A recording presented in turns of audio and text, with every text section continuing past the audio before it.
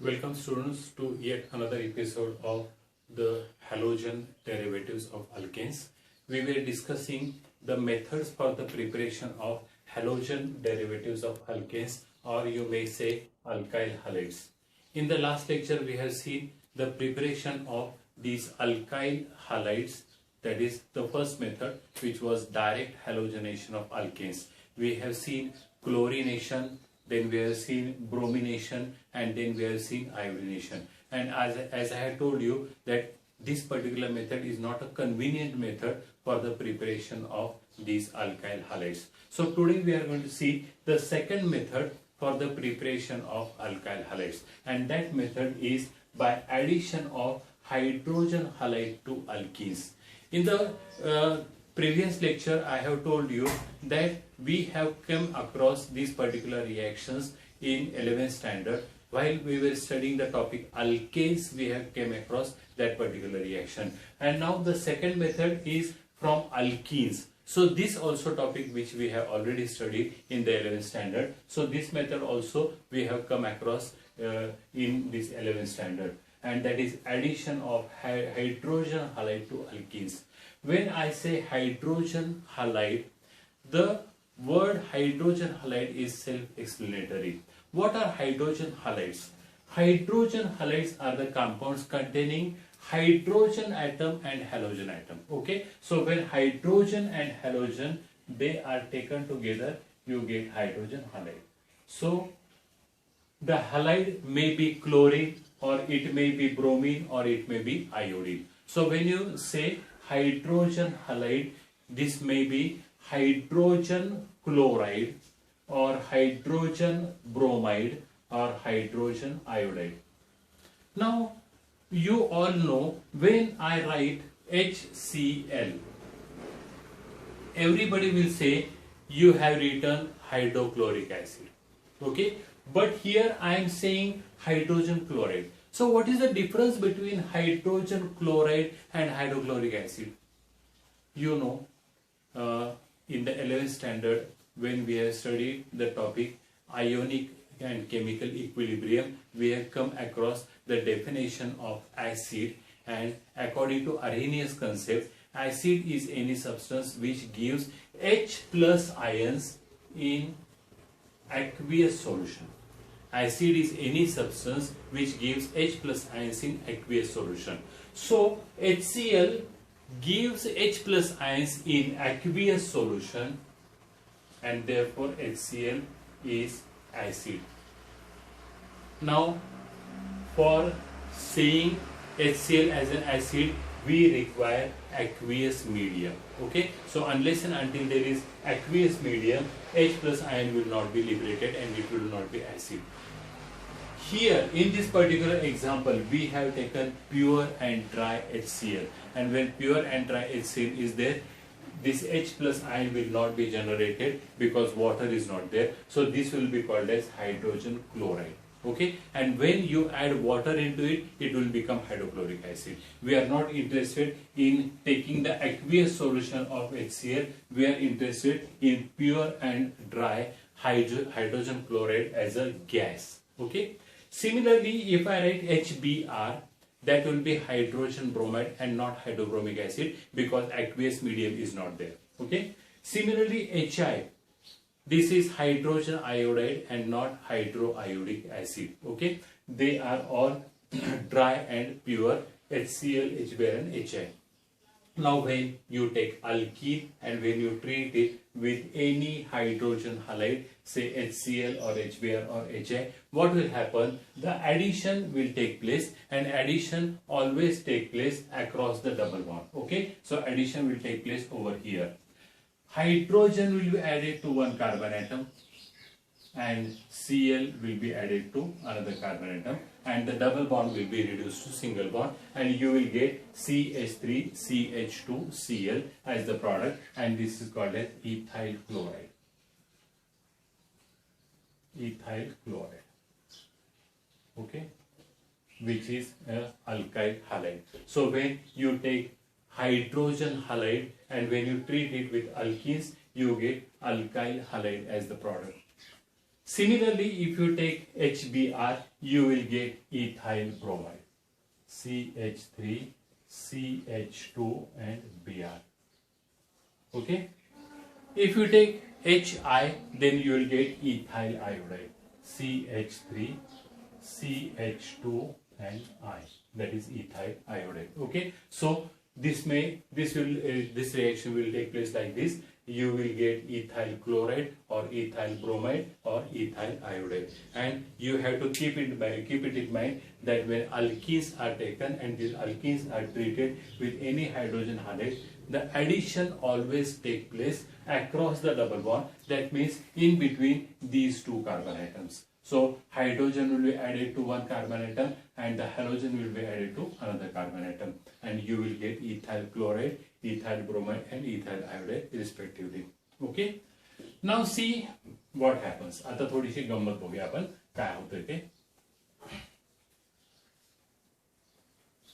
I have taken one more example, which is propene. Propene I have taken and I have treated with HBr. That is hydrogen bromide. You can take HCl, you can take HI, anything. Okay. I have taken propene and I have treated with HBr. Okay. In the 11th standard, you have seen when propene reacts with HBr, propene is an alkene, but this propene alkene is unsymmetrical alkene. When I say unsymmetrical, that means the groups which are present on the left hand side of the double bond and the right hand side of the double bond, they are different. Okay. On the left hand side you will find CH3CH. On the right hand side you will find CH2. So both these groups are different on the left hand side as well as on the right hand side. And when such type of alkene is taken and it is treated with any hydrogen halide, see what will happen. Suppose if I write H over here and this Br over here, okay, what happens? You get CH3, CH, now Br will come over here and CH3. Okay, this will be the product and you call this as isopropyl iodide. And not iodide, it is bromide. Isopropyl bromide.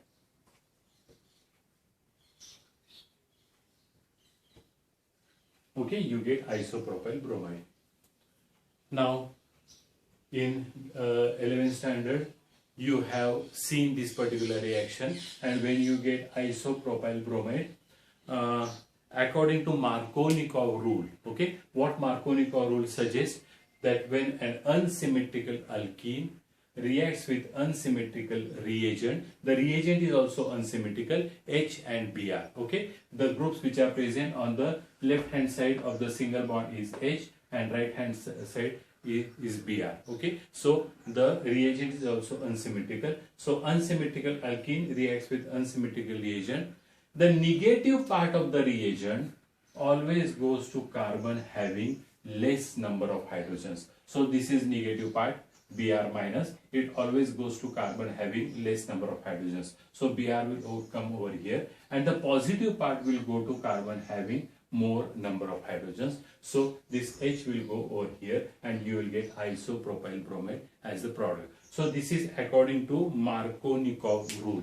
So Markovnikov rule suggests that when addition to unsymmetrical alkene take place, what happens? The negative part always goes to carbon having less number of hydrogens. Okay, or you may say the negative part goes to carbon having less number of hydrogens, means more substituted carbon. Okay, when I say more substituted carbon, 1, 2 and 3, there are 3 carbon atoms. Okay, the first carbon atom is CH3, which is attached to only one carbon atom.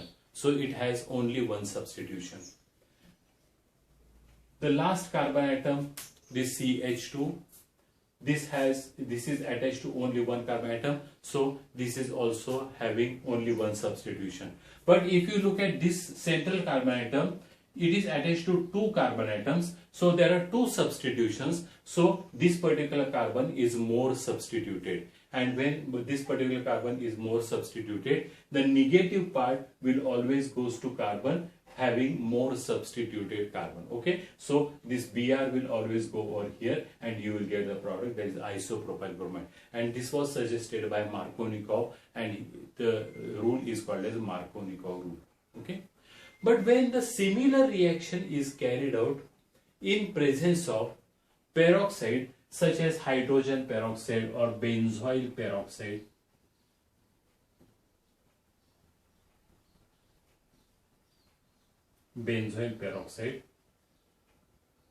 what happens? The reaction take place in exactly opposite manner. Reaction take place in exactly opposite manner means what happens? The product which is obtained is different. Now here what will happen? The negative part will go to carbon having more number of hydrogens. Don't look here, okay? Because addition is going to take place in between the double bond. So the negative part is added to this particular carbon and the positive part will be added to this particular carbon, and the product will be CH3, CH2, CH2 and Br, that is N-propyl bromide is the product. And this is called as peroxide effect, or this is also called as Kharasch effect. So what Kharasch effect suggests? That when same reaction is carried out in presence of peroxides, the reaction take place exactly opposite to Markovnikov rule, and that is called as this peroxide effect or Kharasch effect. Okay, so you get these two products. But this particular Kharasch effect or peroxide effect is observed only for HBr and not for HCl, not for HI.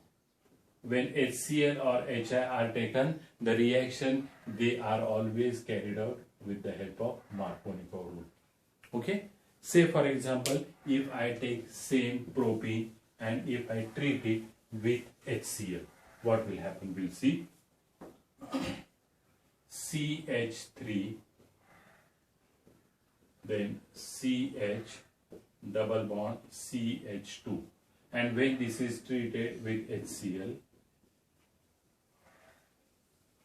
the reaction is going to take place by Markovnikov rule. Okay, and what Markovnikov rule tells, that when unsymmetrical alkene reacts with unsymmetrical reagent, the negative part of the reagent always goes to carbon having less number of hydrogens. Okay, so what will happen? You will get CH3, then CH, Cl and CH3, that is isopropyl chloride will be the product. Okay, if you carry out the same reaction in presence of peroxide such as benzoyl peroxide, you will be keeping in mind when peroxide is taken, the reaction exactly is carried out in opposite manner. So the product will be like this: CH3, CH2, CH2 and Cl. Okay, you will think that this particular product will be obtained, but this product is not obtained, because when you take HCl, then the reaction is not carried out with the help of peroxide effect. Only the product with Markovnikov rule is obtained. Okay, so you have to keep it in mind that Markovnikov rule is observed only for HBr and not for HCl. Similarly, if I take HI, the reaction will be carried out in presence of Markovnikov rule, and you will get the product, that is isopropyl iodide and not N-propyl iodide. Okay, so this you have to keep in mind, that HBr reaction of HBr may take place with the help of Markovnikov rule as well as peroxide effect, but for HCl and HI, this peroxide effect is not observed. Okay, we'll take one more example.